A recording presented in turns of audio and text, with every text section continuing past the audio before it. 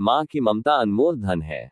माँ की ममता पर हिंदी कहानी। माँ का स्थान कोई नहीं ले सकता, माँ तो सिर्फ माँ होती है।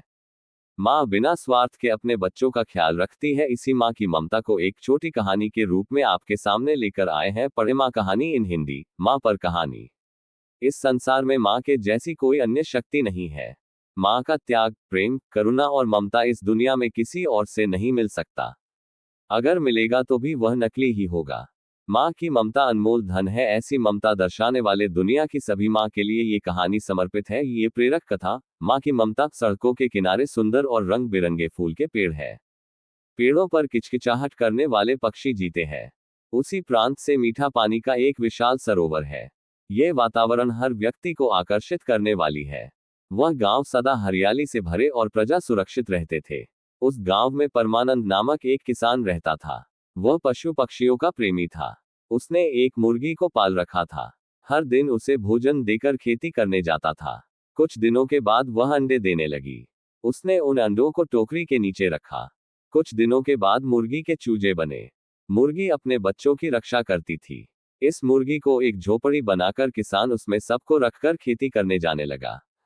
एक दिन किसान के जाने के बाद झोपड़ी जलने लगी। तब मुर्गी अपने बच्चों को लेकर बाहर नहीं जा सकती थी। अब वह समझने लगी कि उसे वहां से बचना मुश्किल है। मुर्गी ने सोचा कि कैसे भी मरना ही है तो वह अपने बच्चों को बचाकर खुद को बलिदान देना चाहिए। उसकी बलिदान का समय आ गया। देखते ही देखते सारा झोपड़ी जलकर राख बन गया। उस आग में बेचारी मुर्गी जल गई थी। शाम को किसान आकर देखा तो उसकी झोपड़ी जलकर राख हो गया है। किसान पहले मुर्गी को देख रहा था। उसे मुर्गी जला हुआ दिखाई दिया, लेकिन उसने देखा कि उस मुर्गी के पंखों के नीचे चूजों की आवाज आ रही थी। मुर्गी के पंखों के नीचे सारे चूजे जिंदा थे।